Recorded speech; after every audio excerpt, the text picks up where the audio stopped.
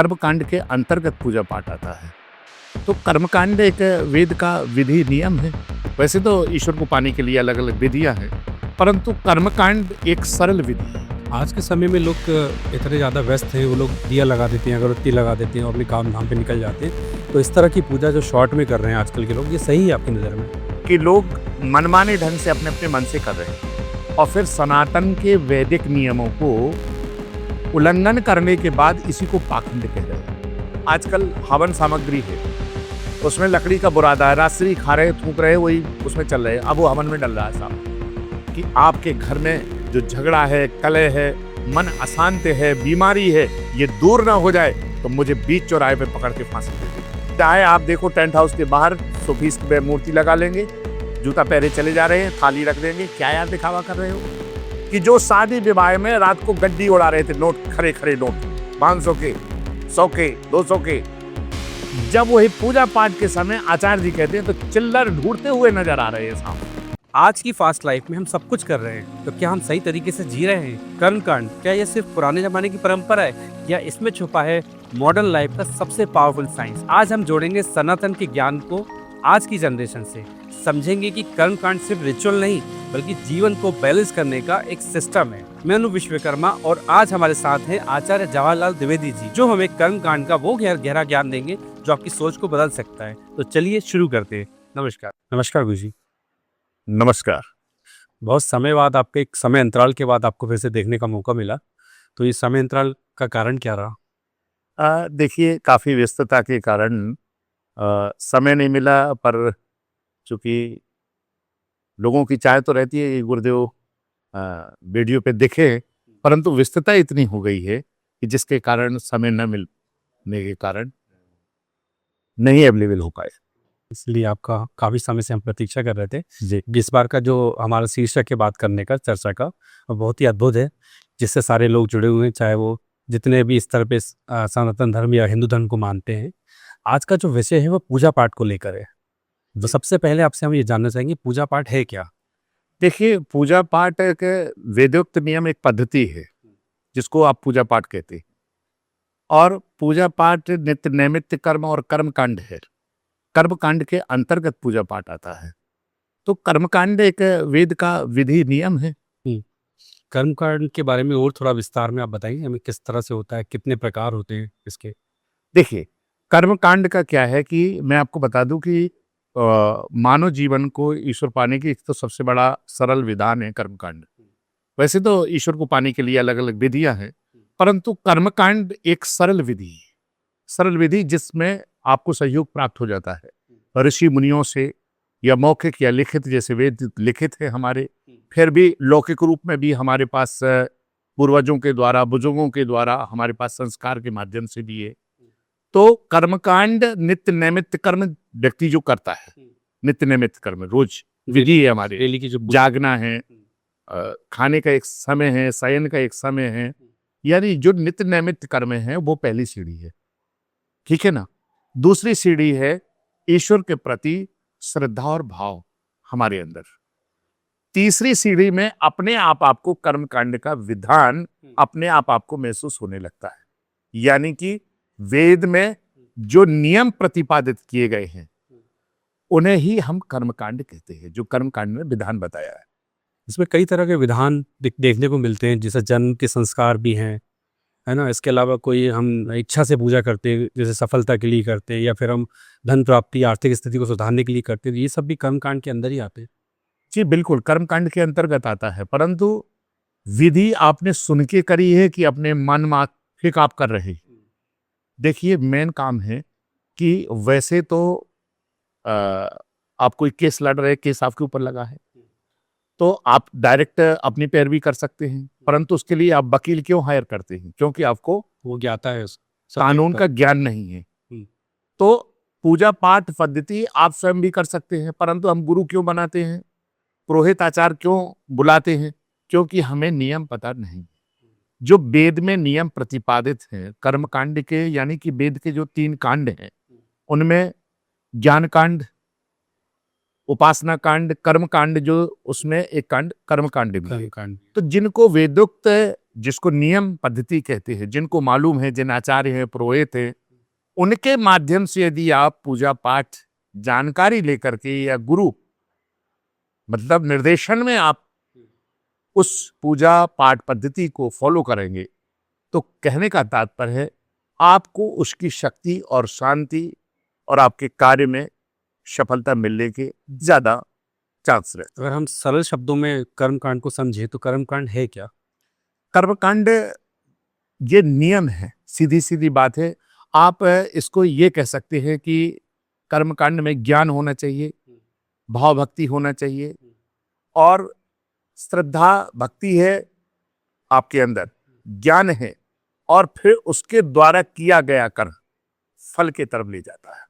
क्या हम इसको आसान भाषा में इसको ऐसा भी बोल सकते हैं, प्रोसेस है? हाँ, प्रोसेस है, एक प्रोसेस नियम है, और इस प्रोसेस का जो ज्ञाता होता है वो पुरोहित या पुजारी होते हैं। पुजारी इसलिए उनके संरक्षण में ही हमको ये सब पूजा करना चाहिए। करना चाहिए। और आप भी जरूरी नहीं कि आचार्य पुरोहित के द्वारा, आप भी जैसे आचार्य पुरोहित ज्ञान लेते हैं इसके बाद ही पूजा पाठ आरंभ कराते हैं ना, तो उस पूजा पाठ को आप भी ज्ञान लेकर के कर सकते हैं। आपको यदि ज्ञान हो गया है तो फिर जरूरी नहीं कि हर बार आप हायर करो, परंतु आप बिना वेदोक्त नियम से किसी के मौखिक या मानसिक रूप से मत चले। फिर तो इससे अच्छा है कि मानसिक पूजा करें, यानी कि एक होता है प्रत्यक्ष रूप से हम कर रहे हैं शारीरिक रूप से, एक होता है मानसिक रूप से कुछ नहीं कर रहे ध्यान के रूप में। तो ये अलग अलग विधि। आप ध्यान के रूप में मानसिक पूजा करिए, आप जरूरी थोड़ी कि आप दिखावा करिए। वैदिक पूजा की जरूरत नहीं है। वैदिक पूजा अगर दिखावा, आप वैदिक पूजा करेंगे शारीरिक रूप से प्रत्यक्ष रूप से करेंगे तो आपको नियम से ही करना पड़ेगा। आज के समय में लोग इतने ज़्यादा व्यस्त हैं, वो लोग दिया लगा देते हैं, अगरबत्ती लगा देते हैं और अपने काम धाम पे निकल जाते हैं। तो इस तरह की पूजा जो शॉर्ट में कर रहे हैं आजकल के लोग, ये सही है आपकी नज़र में? देखिए, जितना एक कहावत थी कि जितना शक्कर डालोगे उतना मीठा होगा।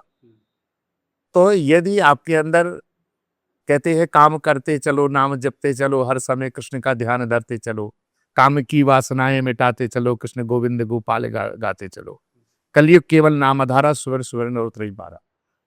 तो फिर नाम स्मरण बहुत है, दीपक जलाना भी बहुत है। मेन तो कलयुग में नाम ही है ना, तो नाम का ही सहारा बहुत है। आप अपने काम करिए। डॉक्टर जो डॉक्टरी कर्म छोड़ करके माला लेके बैठा है तो ये भी गलत है। उसका कर्म पहले है। कर्म प्रधान विश्व रचना का, जो जस करे सो तत् सत्ता का, मतलब जो जैसा करता है उसे वैसा फल मिलता है। तो ये छोटे रूप में आप कर रहे हैं, भगवान को याद करें, ये भी अच्छा है। एक तरह से वो भगवान को याद करना है, ना कि कर्म कांड है जिसको हम कर्म कांड नहीं बोलेंगे। बिल्कुल बिल्कुल। तो कर्म कांड की और व्याख्या आपसे जानना चाहेंगे, कर्म कांड एक्चुअल में है क्या और क्या विधियां हैं इसकी शास्त्रों में, किस तरह से करना चाहिए? अगर कोई कर भी रहा है, जैसे कई लोग घरों में, जैसे नवरात्रि अभी आने वाले हैं, नवरात्रि का समापन होने वाला है, तो लोग हवन करेंगे, घर में यज्ञ करेंगे, तो वो अपने मन से जो हवन करते हैं, जो भी सामग्री इसमें यूज कर रहे हैं, तो वो क्या होना चाहिए आपकी नज़र में? देखिए, आज का जो ब्रॉडकास्ट है आंखों के माध्यम से जो हो रहा है, और इसे लोग देखेंगे भी। मैं आपको सबसे पहली बात बता दूं कि लोग मनमाने ढंग से अपने अपने मन से कर रहे हैं, और फिर सनातन के वैदिक नियमों को उल्लंघन करने के बाद इसी को पाखंड कह रहे हैं। खुद नहीं देख रहे कि हम कितनी बड़ी गलती कर रहे हैं। पहले तो उन आचार्य पुरोहित को मैं कह रहा हूं कि सबसे बड़े पाखंडी वो हैं कि जो वेदोक्त नियम पर पहले तो उन्हें चलना चाहिए, क्योंकि उन्होंने ज्ञान लिया है तो उन्हें अपने नियम पे चलना चाहिए। नियम के अलावा वो गलत वस्तुओं का उपयोग के लिए मतलब अनुमति दे रहे हैं। गलत वस्तुओं से आपका अभिप्राय क्या है? गलत वस्तुओं का मतलब है जैसे आजकल हवन सामग्री है, उसमें लकड़ी का बुरादा है, रात्रि खा रहे, थूक रहे, वही उसमें चल रहे हैं, अब वो हवन में डल रहा है। साहब जाने जंगल की कौन सी चीजें बटोरी और उसमें डाल दी, गरी सड़ गई, पंचमी बाद सड़ गया, डाल दिया हवन में भैया। इसके बाद आप देख रहे हैं कि जो सामग्री, जो घी स्वयं नहीं खा सकते, उसमें लिखा है घी नहीं है ये, वो घी आप हवन में डाल रहे हो, फिर कह रहे हैं कि पाखंड कर रहे हैं। तो भैया, एक तो वो बेचने वाला, आप देखो बड़े बड़े महानगरों में मैंने देखा, और मैं चैलेंज के साथ कहता हूं 99%, 1% छोड़ करके बड़े बड़े महानगरों की बात कर रहा हूं, जो पटेंगा होते हैं ना, पटेंगा लकड़ी के, मतलब जो लकड़ी हवन में लगती ही नहीं है, चाहे बबूल की हो या सतकठा की हो, वो लकड़ियों से तो हवन हो रहा है, और उसमें ऐसी ऐसी सामग्री डाल करके हवन करा रहे हैं कि जो नहीं डालना चाहिए। न उसमें देख रहे जीव जंत है, कीड़ा है, क्या है क्या नहीं है। तो ये बताइए, जो हमारे आदि शंकराचार्य जी ने ये स्थापना की थी और पूजा पद्धति को, यानी कि जो हमारे वेद में कर्मकांड के नियम हैं वो ये है कि इस प्रकार से हवन करिए, और फिर आप कह रहे हैं कि पाखंड हमारा कुछ काम नहीं हो रहा है। मैं तो कह रहा हूं ना कि मैं नियम बता रहा हूं, और वेद में जो नियम दिए गए हैं उन्हें पूरा पूरा पालन करिए। और जैसा मैंने कहा कि आप आचार पुरोहित शुद्धता का ध्यान रखें, यदि नहीं रख रहे तो पैसा आपका बर्बाद हो रहा है। क्यों बर्बाद हो रहा है? बेचने वाला तो कमा लिया, क्योंकि उसने पटेंगा बेची हो, हवन सामग्री गलत बेची हो, वस्तु गलत बेची हो, उसने पैसा कमा लिया व्यापार करके।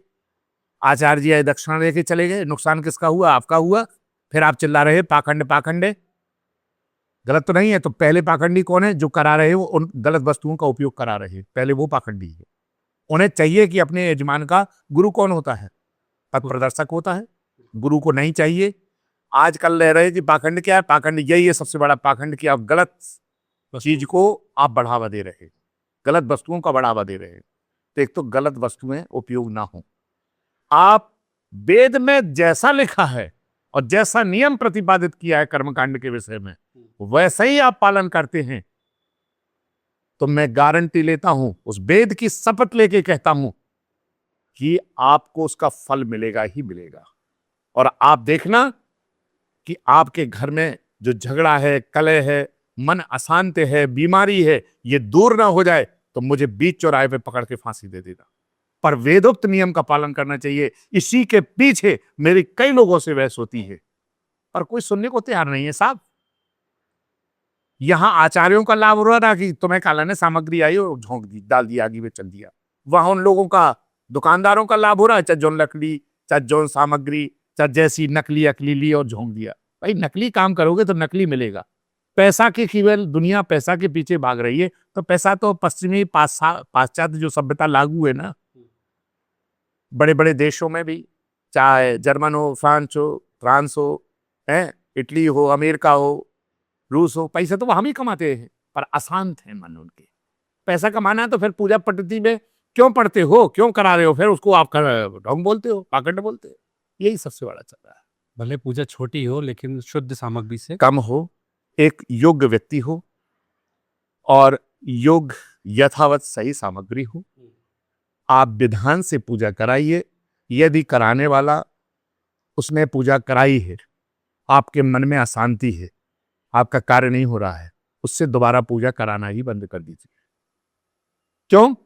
क्योंकि पूजा कराने से हमारे अंदर परम शांति की प्राप्ति होती है, और शांति के साथ साथ जिस कार्य के लिए हो रहे हैं वो कार्य होने लगता है अपने आप। तो सबसे पहली बात है कि पैसा किसका बर्बाद हो रहा है? आप लोगों का। तो आप, दुकानदार को लाभ हो रहा है, आचार्य लोगों को दक्षिणा मिल रही, लाभ हो रहा है। सब यही चल रहा है इंडिया में साहब, यही भारत में चल रहा है। बदनाम कौन हो रहा है? सनातन। बदनाम किसको कर रहे? ईश्वर को। ईश्वर को बना लिया है, मैं बताई, सोफीस। चाहे आप देखो टेंट हाउस के बाहर सोफीस में मूर्ति लगा लेंगे, जूता पहरे चले जा रहे हैं, थाली रख देंगे। क्या यार दिखावा कर रहे हो?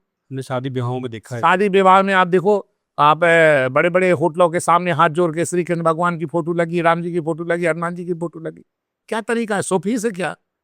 ईश्वर की जो आपके अंदर विश्वास और श्रद्धा होनी चाहिए, वो बहुत कमी आ गई है लोगों में। आप कह रहे हैं सनातन में पाखंड है। अरे पाखंड करने को बढ़ावा कौन दे रहा है? आप लोग दे रहे हैं। ये सब यदि आपको पूजा कराने से कोई शांति नहीं मिल रही, क्यों पूजा करा रहे भाई? आप योग आचार क्यों नहीं तक ढूंढ रहे? और आप ये एक और विचार करिए, सबसे बड़ा पाखंड तो ये है, उन लोगों की बात कर रहा हूं, अभी तो दो लोगों की बात करी, दुकानदार की और आचार्य पुरोहित की बात करी। अब सबसे बड़ा पाखंड इन लोगों की बात कर रहा हूं मैं, इनकी, कि जो शादी विवाह में रात को गड्डी उड़ा रहे थे, नोट, खरे खरे नोट, 500 के, 100 के, 200 के।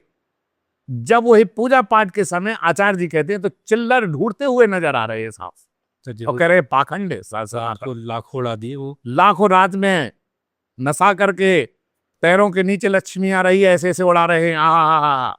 और जब आचार्य जी ने कहा कि दियो पूजा के लाने पैसा, तो चिल्लर ढूंढ रहे हैं साहब, और फिर कह रहे हैं पाखंड है सनातन। अरे सनातन की गरिमा, वेद के नियम का पालन, और आप करके कर्मकांड करा के और करके तो देखिए, ना लाभ मिले तो मैंने कहा ना कि बीच चौराहे में फांसी दे देना साहब। ये मेरा दावा है व्यक्तिगत। अब इसी में हम चर्चा को आगे बढ़ाते हैं। जी। और सबसे पहले आपसे जानना चाहेंगे पूजा कितने प्रकार की होती है, कब-कब होती है और कब-कब उनको करनी चाहिए? देखो, पूजा के पाठ तो है देवताओं की प्रशंसा, सीधी सीधी बात है, ईश्वर की प्रशंसा। और ईश्वर कोई मनुष्य नहीं है, ये तुम्हारी प्रशंसा से वो प्रसन्न हो जाएगा। वो देखता है आपके अंदर के भाव। भाव का भूखा हूं मैं, भाव एक सार है, भाव से भसता जो मुझे है, उसका भाव से बेड़ा पार है। आपके अंदर अगर भाव नहीं है तो आप चाहे जिस प्रकार की पूजा करिए और चाहे जिस टाइम करिए, वो व्यर्था है आपकी। परंतु हाँ, ठीक है, फिर भी आप अगर सने सने करते हैं तो धीरे धीरे भाव कुभाव अलस आनक, मतलब भाव कुभाव भी बचेंगे तो एक दिन सही नियम पर जरूर आ जाएंगे। अगर आप लगातार, नियम भी पता नहीं है तो आपको अपने आप नियम पता चल जाएगा। कई लोग कहते हैं हमारा मन नहीं लगता, पूजा काहे को करें। अगर ऐसा सोच के पूजा नहीं करोगे तो जीवन में मन नहीं लगेगा साहब। पूजा करोगे तो मन लगेगा, ये नियम।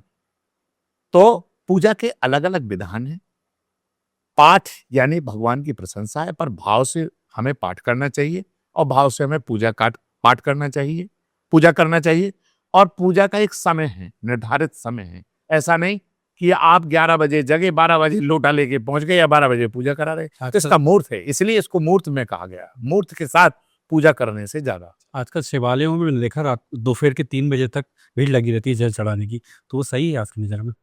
वो तो जब जागो तभी सवेरा है लोगों का। वो दोपहर में हाँ, बोले जब हम जग रहे तो ईश्वर क्यों सो रहे, जब चाहो तब जगा दो। वो तो मन की पूजा चल रही है, दिखावा चल रहा है, ये अंतर की भावना नहीं है। जो हमारा ब्रह्म मुहूर्त, संध्या, उपासना ये जो थी, ये हमारे ऋषि मुनियों ने प्रतिपादित किए थे, इनका तो अब देखने को मिल ही नहीं रहा है। और जो ये कर रहा है उसको लाभ हो रहा है। तो आपके हिसाब से सही समय क्या है पूजा का? देखो, पूजा का तो ब्रह्म मुहूर्त का समय हमें उठना ही 4 बजे चाहिए। बताया जाता है। हाँ, प्रातः काल हमें जग ही जाना चाहिए, यानी बिस्तर को छोड़ देना चाहिए। और वही समय, चाहे पूजा करो, चाहे योग करो, चाहे जिस पद्धति को अपनाए, ईश्वर को पाने के लिए अलग अलग विधान है ना।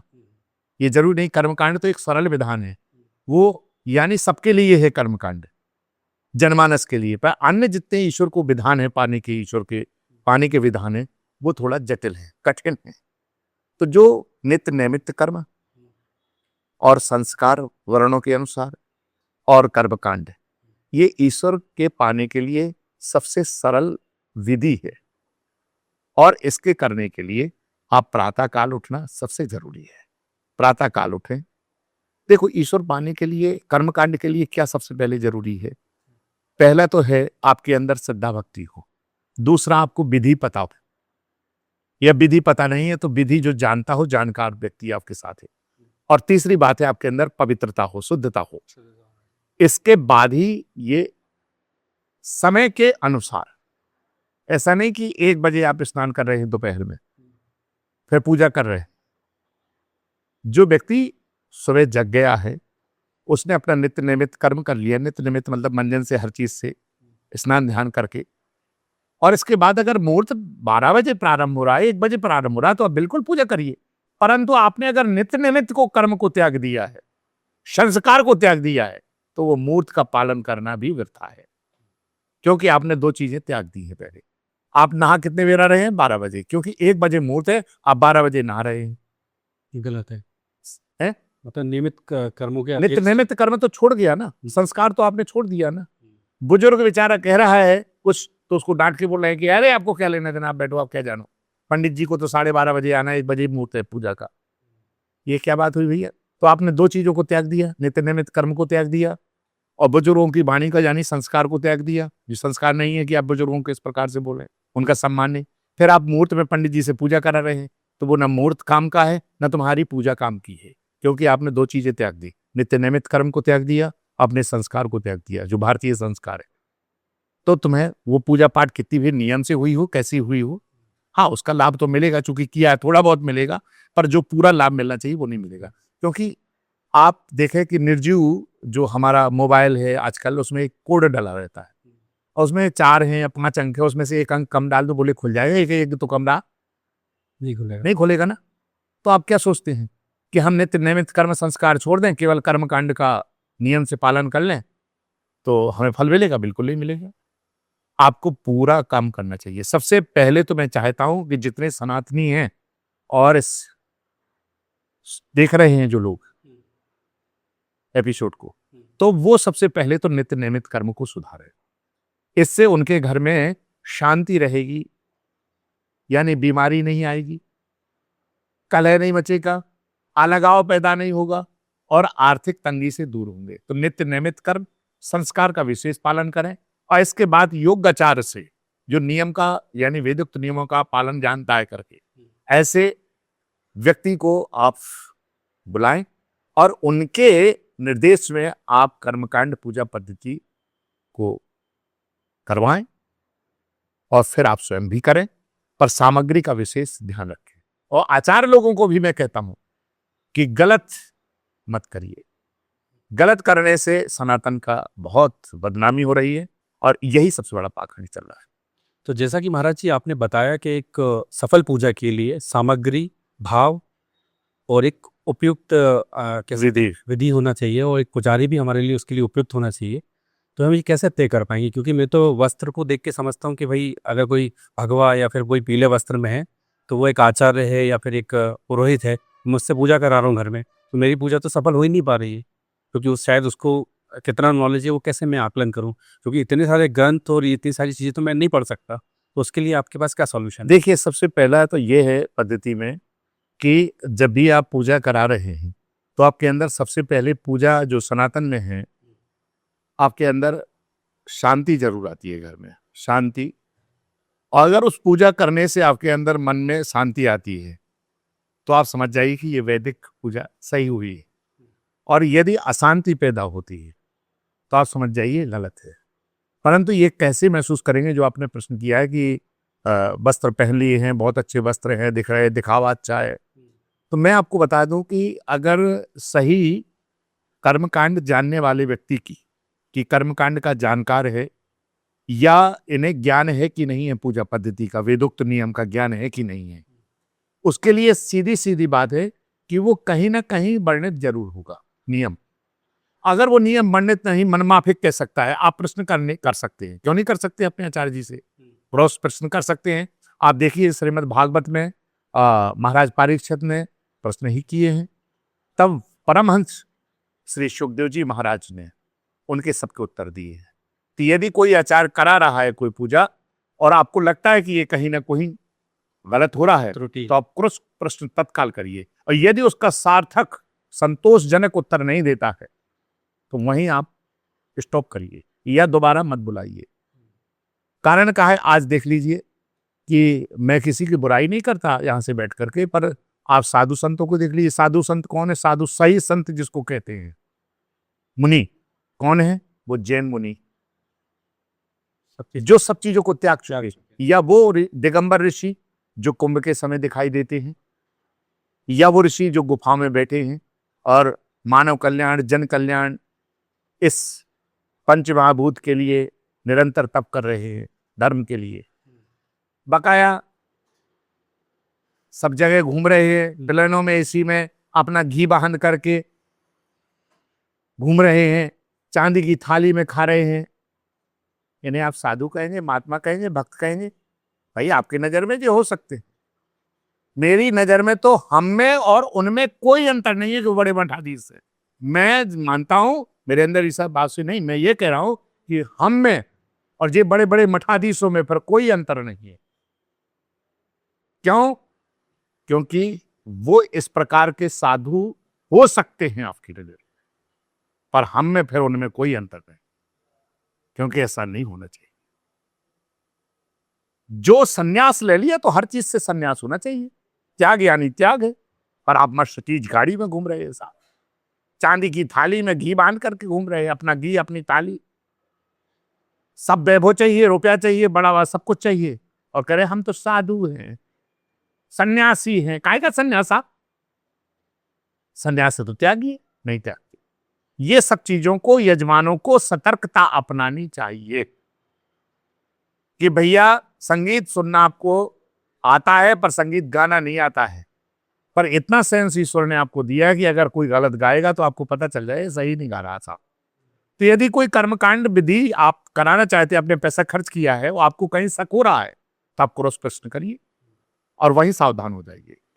एक कहावत थी, सावधानी हटी और दुर्घटना घटी, जगह जगह लिखा रहता है। तो मैं ये कहना चाहता हूं कि भैया सावधान आपको रहना पड़ेगा। पैसा आपका खर्च हो रहा है, लाभ और हानि आपकी होगी। इनको तो लाभ ही हो रहा है, सभाएं पूजा पाठ कराई, पैसा लिया, चले गए, सामग्री दुकानदार ने बेच दी, चले गए। इस तरह के उत्तर से मेरे को ऐसा लग रहा है कुछ आलोचक ये बातें ना करें कि हमको जैन मुनि या फिर वो नागा साधुओं से पूजा कराना चाहिए। तो स्पष्टीकरण आपके द्वारा चाहिए कि वो आप ज्ञान की बात कर रहे हैं, जिनको इस लेवल का ज्ञान हो। मैं ये कह रहा हूं कि वेशभूषा देख करके आप पूजा मत कराएं, वेशभूषा पर ना जाए, दिखावा से ना जाए कि ये महामंडलेश्वर हैं, बहुत बड़े महाज्ञानी हैं, परम पद पे प्राप्त हैं, महासाधु हैं, तो महान हैं। महानता के चक्कर में मत पड़े, दिखावा के चक्कर में मत पड़े। हम जिस कार्य के लिए बुला रहे हैं, जो काम सुई कर सकती है, उसके लिए तलवार उपयोग ना करें। मेरा तात्पर्य यह है कि जिसको ज्ञान है, ये उसी से आप काम कराएं, जो सही काम कर सकता है उसी से। इसीलिए हमने आप लोगों को, केवल मेरा मतलब है कि पाखंड पाखंड चिल्लाने से मतलब नहीं निकलता। पाखंड को दूर करने के लिए सबको, हर व्यक्ति को तैयार होना पड़ेगा। प्रश्न करना। मैं उन्हें आचार्य गुरु, जो आचार्य हैं, पुरोहित हैं, उनको भी कह रहा हूं कि आप लोग सावधान हो जाइए। और उन साधु महात्माओं से जो इस चीज को, मतलब यजमानों के यहाँ जाकर के अगर कोई पद्धति, पूजा पद्धति कराते हैं, चाहे वो प्रवचन हो, चाहे यज्ञ हवन हो, कुछ भी कराते हैं, मैं उनको भी कहना चाहता हूं। और इनके साथ साथ उन दुकानदारों से भी कहना चाहता हूं, और अपने जनमानस भारतीय सनातनियों से भी कहना चाहता हूं कि पाखंड चिल्ला सब जगह रहे हो, पर सब लोग इससे दूर होने का उपाय क्यों नहीं कर रहे हो साहब?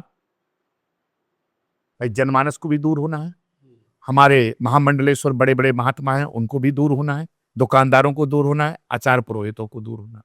सबको अपनी अपनी कमी दूर करना पड़ेगी ना। कमी तो सब में है, मैं ये तो कह नहीं रहा हूं कि केवल एक व्यक्ति में, कमी सब में है, और सबको अपनी अपनी कमी दूर करना चाहिए। और सबसे पहले किन्हें कमी दूर करना चाहिए? जो खर्च कर रहा है। यदि खर्च करने वाला, हमारा यजमान खर्च ना करेगा, तो ना तो पुरोहित आएगा, ना सामग्री आएगी, ना यज्ञ होगा। तो सबसे पहले जो बेचारा खर्च कर रहा है, उसकी अथॉरिटी बनती है कि वो, उसको अगर शक हो रहा है किसी के ऊपर कि ये गलत चीज है, तो वो क्रॉस प्रश्न कर सकता है, और उसका जवाब नहीं दे रहा तो उन्हें हटाइए। पाखंड पाखंड चिल्लाने से कुछ नहीं होगा, हमें इसमें सुधार करना पड़ेगा। भारत जी, आपने इतनी सारी बातें बताई कि एक उपयुक्त, सबसे मेन बात तो इसके अंदर है कि जो भी खुजारी है या फिर कह सकते हैं जो भी हम जिससे हम पूजा पाठ करवा रहे हैं, उसको जांच करना तो बहुत मुश्किल काम है। तो उसके लिए कुछ आसान रास्ता आपके पास है कि जिससे हम जान सके, या फिर मेरे मन में अगर कोई कर्मकांड को लेकर सवाल उठ रहे हैं तो वो कैसे उनको जानूं? देखिए, अभी मैंने आपको बताया कि हमें अपना अपना दायित्व, अपना अपना सुधार निजी रूप से करना पड़ेगा हर व्यक्ति को, तब हम इस पाखंडवाद से दूर हो पाएंगे। और वेद का, जो हमारा सनातन का जो ऊर्जा शक्ति थी, मेधा शक्ति थी, ईश्वरीय कृपा थी, वो हमें प्राप्त हो, जिससे ये परेशानियां, समस्याएं दूर हों। इसके लिए हम अपनी तरफ से ये बता सकते हैं कि हमने ये इस कार्यक्रम को अब चालू कर रहे हैं कि हम कम से कम उन सनातनियों को ऑनलाइन दीक्षित करेंगे, दीक्षा देंगे, और एक टीम तैयार करेंगे, और उनको निर्देश देंगे कि किस प्रकार से पूजा करना है, क्या करना है, क्या नहीं करना है। क्योंकि कर्मकांड का ज्ञान भी हमने प्राप्त किया है, और साथ साथ हम इस चीज का बहुत विशेष ध्यान भी रख रहे हैं। अभी आपने देखा होगा कि हम पूजा कराने या यज्ञ कराने जगह जगह जाते हैं, उसी के प्रकार से हमारी व्यस्तता रहती है। क्योंकि पूर्ण वेदोक्त नियम से, जैसा वेद में वर्णित है, वेदिक नियम से जो पद्धति लिखित है, उस हिसाब से, और सामग्री जांच करके क्या डालना है हवन में, क्या नहीं डालना है, क्योंकि उन सब चीजों को जांच करके ही हम पूजा संपन्न कराते हैं, और लोगों के कार्य हो भी रहे। अब लोगों को शांति भी प्राप्त हो रही है, लोग बहुत प्रसन्न हैं कि महाराज जी आपने कार्य कराया, हम तहे दिल से आपका धन्यवाद कर रहे हैं। अभी कल कराया तो उन्होंने कहा, यजमान ने, कल ही हवन था, तो यजमान ने हमसे हवन के बाद कहा कि पूजा पाठ करने के बाद कभी कभी तो लगता था, चिड़चिड़ापन आता था, या हमसे कोई बात ना करे। पहली बार ऐसा हुआ कि आज प्रफुल्लता हो रही, खुशी हो रही है, महाराज यज्ञ कराने के बाद बड़ा अच्छा लग रहा है। पर आपने जो सामग्री उपयोग की, वो बहुत ही क्वालिटी वाली सामग्री थी, और बहुत ही अच्छी सामग्री थी। तो जो हम हवन कराते हैं, उसमें जो सामग्री उपयोग करते हैं, आप विचार करिए कि वो सामग्री इस प्रकार की होती है कि आप उसको अग्नि को जो ग्रहण करा रहे हैं यानी डाल रहे हैं, वो आप स्वयं प्रसाद के रूप में पा सकते हैं। ऐसी सामग्री उपयोग करते हैं, ऐसा नहीं है। और संविधाओं को जो जलाते हैं जिससे अग्नि प्रज्वलित हो, वो संविधा भी बहुत जो नियम में बताई गई है कि ये संविधा ही होनी चाहिए, जैसे पलाश की है, आम की है, जो भी संविधाएं हैं, चाहे पीपल की हो, जो संविधा लिखित है वही संविधा का उपयोग करते हैं। ऐसा नहीं कि चाहे जौन संविधा सतकठा की डाल दी ना, या उसमें कोई जीव जंतु होना। तो अभी हम पूजा जगह जगह कराने जाते हैं और विधि से विधान कराते हैं। पर अब लोग जानना चाहते हैं गुरुदेव जुड़े कैसे, तो अब हम एक कार्यक्रम चालू कर रहे हैं कि ऑनलाइन पहले दीक्षित करेंगे और वो हमारे एक परिवार बनेगा। हम कम से कम यदि सब लोगों को नहीं सुधार सकते तो कम से कम जितने लोग 1,00,000, 2,00,000, 2,50,000, 10,00,000 जितने लोग होंगे, अगर उतने लोगों में भी हमने पहले उन्हें दीक्षा देंगे ऑनलाइन, और दीक्षा के माध्यम से जब भी उन्हें कोई कार्यक्रम कराना है तो भले ही हमें हर जगह अवेलेबल तो नहीं हो सकते, पर हम उन्हें नियम तो बता ही सकते हैं कि उनके आचार पुरोहित को, या उन्हें बता ही सकते हैं कि इस विधि से ऐसे ऐसे आप करा दीजिए। ये गुरु दीक्षा अभियान हाँ, गुरु दीक्षा अभियान चालू होगा। शुरुआत हो रही हाँ। है अभी। ये कब से स्टार्ट करने का है आपका? ये बस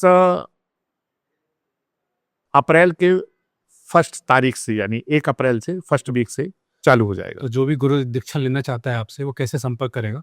वो हमारे एक नंबर जो हमारे स्क्रीन पर फ्लैश हो रहा है, उस पर वो कॉल करेंगे कि मैं दीक्षा के लिए कर रहा हूँ, और दीक्षा में निःशुल्क है, वो उसकी भावना है गुरु के प्रति जो अर्पण करना चाहे। और ये भी निःशुल्क है कि जब वो प्रश्न करेगा केवल शिष्य, तो उसको उसका उत्तर मिल जाएगा। हाँ, तो इस गुरु दीक्षा के लिए जो भी आपका शिष्य बनेगा, उसका एक पुरोहित वर्ण में रहना जरूरी है या कोई भी दीक्षा ले सकता है? कोई भी दीक्षा ले सकता है, ये जरूरी नहीं कि वो पुरोहित हो या किसी भी वर्ण का व्यक्ति हो। हाँ, पर वो सनातनी हो, या सनातन से उसका प्रेम हो, जो सनातनी बनना चाहता है, या सनातन से प्रेम रखता है, या सनातन को फॉलो करता है, उसको आप दीक्षा वो किसी भी वर्ण का व्यक्ति है। क्योंकि हमने ये देखा है कि वर्ण भेदभाव बहुत रखते हैं आचार्य लोग, गुरु लोग। मेरे अंदर वर्ण भेदभाव बिल्कुल नहीं है। जो व्यक्ति सनातन का प्रेमी है वो हमारा है, हमारा प्रेम। तो इसके लिए उसको आना पड़ेगा आपके पास, या ऑनलाइन रहेगा सारा दीक्षा का कार्यक्रम आपका? ऑनलाइन रहेगा, और ऑनलाइन ही उससे दीक्षा मिल जाएगी। और जब भी उसके वो हमारा शिष्य हो गया, और जब भी उसके अंदर कोई प्रश्न उठता है तो हमारे ऑफिशियल चैनल जो नंबर है उस पर वो मैसेज देगा, उसको आंसर मिल जाएगा। सीधा सीधा है, जो राम का नहीं वो हमारे किसी काम का नहीं, बस। जो शिष्य आप चुनना चाह रहे हैं वो पूरे भारतवर्ष से होंगे या भारत से बाहर से भी आप? वो इंडिया से यानी भारत से भी बाहर हो सकते हैं। मैंने क्या कहा कि जो सनातन से प्रेम रखने वाला हो या सनातनी हो, बस। वो कहीं भी हो, कहीं भी हो, पूरे विश्व में कहीं अगर वो उसे सनातन पर विश्वास है, सनातन से प्रेम है, तो वो विश्व में कहीं भी व्यक्ति हो, वो आपका शिष्य बन सकता वो मेरा शिष्य बन सकता है। या उसे सनातन पर विश्वास हो कि हाँ, ये इसमें सनातन में शक्ति है, वो किसी भी मजहब, किसी भी धर्म, किसी भी वर्ण का हो, इससे मुझे कोई लेना देना नहीं, पर हमारे सनातन से प्रेम करता हो। अब जो प्रश्न है महाराज जी, आपने जैसा बताया कि आपका जो कर्म कांड है उसका जो आधार है वो वेद है, तो थोड़ा सा वेदों पे हम चर्चा करना चाहेंगे इसमें, इसके समापन पे। वेदों के बारे में आपसे जानना चाहेंगे सबसे पहले तो। जी। वेद क्या है? देखो, वेद जो है एक श्रुति है। श्रुति मतलब है सुना गया। इसकी रचना वेदव्यास जी, भगवान वेदव्यास जी के द्वारा हुई। पर वेद का नाम केवल वेद था, जिसके 3 कांड थे। कौन कौन? ज्ञान कांड, उपासना कांड और कर्म कांड। और ये कर्म कांड की जो पद्धति है वहीं से वेदोक्त नियम के द्वारा आई, और फिर उसी वेद के 4 भाग हुए, ऋग्वेद, यजुर्वेद, सामवेद, अथर्व, ये 4 भाग हुए। सबसे मूल वेद किसे माना जाता है अभी? मेन सबसे पहले जो आया जो ऋग्वेद है हमारा, ऋग्वेद सबसे पुराना। हाँ, उसके बाद ही बाकी के वेद बाकी हैं। का, हाँ। तो हमने ये भी देखा है वेद व्यास जी द्वारा तो कई सारे ग्रंथ, सारी चीजें उन्होंने। नहीं, अब उसमें क्या है कि जैसे 18 पुराण हैं, 18 उपपुराण हैं, उपनिषद हैं और श्रीमद् भागवत है। तो ये जो शास्त्र वर्ण है ये बहुत बड़ा सागर है, ज्ञान एक सागर के समान है। तो ये इतने सारे वेद एक व्यक्ति के द्वारा लिखना संभव होता एक जीवन में कैसे रहा? देखिए, जो वेदव्यास, भगवान वेदव्यास की बात है, वेदव्यास एक पद का भी नाम है। पद मतलब क्रमशः ये चलाया बहुत समय तक। तो ये किसी एक व्यक्ति द्वारा ना होके वो पद, एक पद जैसे इंद्र का पद है, अब इंद्र के पद पर कितने लोग रहते, तो ये जो गणना है ये बराबर चली आई, यानी हमारे ऋषि मुनियों के द्वारा एकत्रितीकरण होता चला आया। अब वेद व्यास, यानी कि आज भी आपने देखा होगा कि जो श्रीमद् भागवत की कथा कर रहा है व्यक्ति, वो क्या है, व्यास, उसको उपमा दी जाती है ना व्यास जी, जबकि वेद व्यास, भगवान वेद व्यास एक ही हुए, पर ये एक पद है व्यास, ये अलग अलग लोगों द्वारा हाँ संकलित है किसी एक व्यक्ति के द्वारा। जैसा कि महाराज जी कई सारे ग्रंथों में, पुराणों में हमने देखने को मिला है कि ईश्वर की जो उपस्थिति बताई गई है, कण कण में बताई गई है, हर जगह विद्यमान है, हमारे अंदर भी विद्यमान है। तो फिर ये कर्म कांड की जरूरत, पूजा पाठ की जरूरत क्यों है? बहुत अच्छी बात पूछी आपने कि हरिव्यापक सर्वत्र समाना प्रेम से प्रकट होत भगवाना। देखिए, मैं आपको इस उदाहरण से बता देता हूँ, समझा देता हूँ। जो आपने पूछा कि कण कण में, हर जीव में ईश्वर का वास है, पर इस कर्म कांड की पद्धतियों की क्या आवश्यकता है, वो तो ईश्वर है ही सब जगह है। तो दूध में आप देखिए कि घी होता है पर वो दिखाई तो नहीं देता, और उसका एक प्रोसेस है घी को प्राप्त करने का, पद्धति है, मथना पड़ता है। हाँ, इसी प्रकार से कंकड़ में ईश्वर है, हर जीव में ईश्वर है, और इसी प्रोसेस का नाम कर्मकांड है। इस कर्मकांड की एक सबसे सरल विधि है, क्योंकि इसमें दूसरे का सहयोग आपको मिल जाता है। अन्य पद्धतियां भी हैं ईश्वर को पाने के लिए, परंतु वो स्वतः ही आपको उस मार्ग पर चलना पड़ता है, और वो मार्ग कठिन है।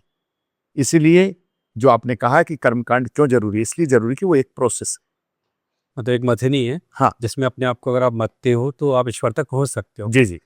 और कर्म कांड इसलिए सरल है क्योंकि आज जैसा कि आपने बताया कि कर्म कांड के अंदर पूरा प्रोसेस वर्णित है। और दूसरे जो तरीके हैं जिसके अंदर ईश्वर प्राप्ति का बताया गया है, ईश्वर प्राप्ति के कई तरीके हैं, मगर वो बहुत जटिल हैं। ईश्वरी सर्वभूतानाम हृदय अर्जुन तृष्टति ब्रह्मण्य सर्वभूतानि अंतरूणाय माया, यानी भगवान कहते हैं हर हृदय में मेरा वास है। ईश्वर भगवान कहते हैं मैं हर हृदय में वास है, परंतु यंत्र रूपी शरीर में उसके व्यक्ति के स्वभाव के अनुसार में कर्म कराता रहता हूं। तो कहने का तात्पर्य कर्मकांड एक प्रोसेस है। जी। तो इस पॉडकास्ट के समापन पे आप जो पूजा पाठ से नहीं जुड़े या जुड़ना चाहते हैं, उनको आप जोड़ने के लिए क्या सलाह देंगे? मैं यही सलाह दूंगा कि सबसे पहले हमारे आचार्य पुरोहित, हमारे साधु महात्मा जो यज्ञ हवन, बड़ा बड़ा पूजन, बड़े यज्ञ आयोजन कराते, और इसके कराने वाले यजमान और वो दुकानदार जो सामग्रियां रखते हैं इसके कराने, इन सभी लोगों को अब सुधार की आवश्यकता है। बहुत इसमें विकृति हो चुकी है, चाहे सामग्री से लेकर के हो, चाहे वो नियम से लेकर के हो, और चाहे यजमानों की श्रद्धा भावना से, सबको सुधार लाना पड़ेगा। तब हम इस पाखंड से दूर हो पाएंगे, तभी उस समय सनातन की शक्ति का आभास हमें होगा और हमारे कार्य जरूर होंगे, ये मेरा दावा है। तो सभी लोगों को चाहिए कि अब हम आगे बढ़ें, जैसे हमने संकल्प लिया है कि हम अपने गो दीक्षा यानी दीक्षा के माध्यम से, ऑनलाइन दीक्षा के माध्यम से हम एक अपने दीक्षित परिवार का निर्माण करेंगे, और उसके माध्यम से अब सही विधि, सही विधान से, सनातन के वैदिक नियम से, वेदोक्त नियम से यज्ञ कराएंगे, और 100 में 100% लोगों को लाभ भी होगा। इससे हम पाखंड से भी दूर होंगे, और हमें जो लाभ मिलना चाहिए वो जरूर मिलेगा। एक तो महाराज जी, हमने इतनी सारी पूजा पद्धतियों के बारे में बात करा, जीवन में पूजा कर्मकांड की जरूरत कब कब पड़ती है? देखिए, पूजा तो तब होती है जब जीव का आगमन पृथ्वी पर होता है, तब से ही प्रारंभ हो जाती है, जब तक वो रहता है, और उसके बाद तक। कहने का तात्पर्य हमारा जो 16 संस्कार की विधि है, चाहे पुंसवन से हो चाहे अंतिम तक, तो हमें पूजा पाठ की आवश्यकता पड़ती है। परंतु ये संस्कार, जो 16 संस्कार हैं, ये मनुष्य मानव बनाने के लिए हैं, मानव को ही आवश्यक है। आपने देखा किसी जानवर को या जीव जंतु को नहीं है, ये मानव को मानव बनाने के लिए है ये संस्कार। और ये पूजा पद्धति व्यक्ति में मानवीय जो गुण है, संरचना है, ज्ञान मेधा शक्ति है, वो प्राप्त करते हैं। तो व्यक्ति को जब भी ऐसा लगता है कि हमें हमारी चेतना का विकास करना है, वो पंच महाभूत, प्रकृति का एक परिभाषा है, वो पंच महाभूत जिसमें चेतना का विकास होता हो। इन 16 संस्कार के अलावा भी महाराज जी कई ऐसे डिजायर बेस्ड रिचुअल होते हैं, मतलब कह सकते हैं कि इच्छा वाले, जैसे किसी चीज को प्राप्त करने की मुझे इच्छा है तो उसके लिए भी कुछ रिचुअल या कुछ यज्ञ होते हैं। जी बिल्कुल। जैसे कि किसी को संतान की इच्छा है, नहीं हो रही कई सालों से, तो ऐसा कुछ भी है? इसके लिए भी यज्ञ होते हैं। अच्छा। और जैसे आपने देखा होगा कि श्रीमद्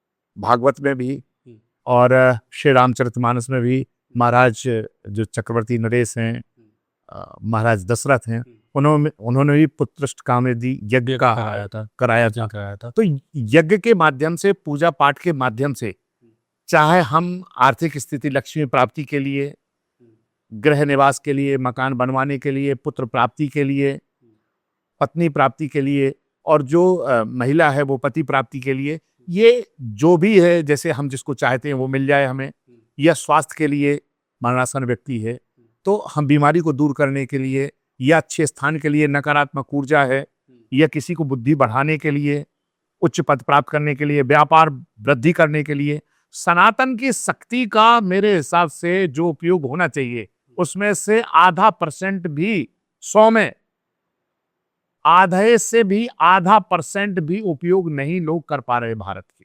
वही तो मैं कह रहा हूं कि सनातन की शक्ति को अभी शायद हमारे भारतीय लोग या तो समझा नहीं पा रहे, आचार्य लोग, या लोग समझ नहीं पा रहे। उसी चीज को हम शक्ति को लेकर के आ रहे हैं, और जिस दिन इस शक्ति को समझ जाएंगे, ये जितने परेशानियां चल रही हैं, ये परेशानियां अपने आप दूर होगी। एक व्यक्ति ने, किसी ने कहा था, क्या आचार्य जी अस्पताल खाली हो जाएंगे? मैंने कहा हाँ बिल्कुल हो जाएंगे। ये बताइए कि जिस जमाने में अस्पताल नहीं थे तो मनुष्य बचे कैसे? बचे कैसे साहब? और जहां अस्पताल नहीं है आज के, तो वहां बीमारियां क्यों नहीं है? क्योंकि वो वैदिक नियम से चल रहे हैं, नित्य नैमित्त कर्म से चल रहे हैं, सनातन की शक्ति से जुड़े हैं। आप सनातन की शक्ति से दूर हो गए हैं, सनातन के नियम से दूर हो गए हैं, इसलिए हर प्रकार की समस्या, चाहे स्वास्थ्य की हो, संतान की हो, अर्थ की हो, व्यापार की हो, सारी समस्या, नेगेटिव ऊर्जा है, वो सब इस सनातन की शक्ति को से दूर होने का ही ये परिणाम भोग रहे हैं सब लोग। और जिस दिन इस शक्ति से जुड़ जाएंगे, सही नियम से जुड़ जाएंगे, वैदिक नियम से, ये मेरा दावा है कि उस दिन फिर समस्या बताओगे नहीं, क्योंकि समस्या रह ही नहीं जाएगी, दूर हो जाएगी। ठीक है, इन्हीं शब्दों के साथ हम इस पॉडकास्ट का समापन करते हैं। नमस्कार। नमस्ते।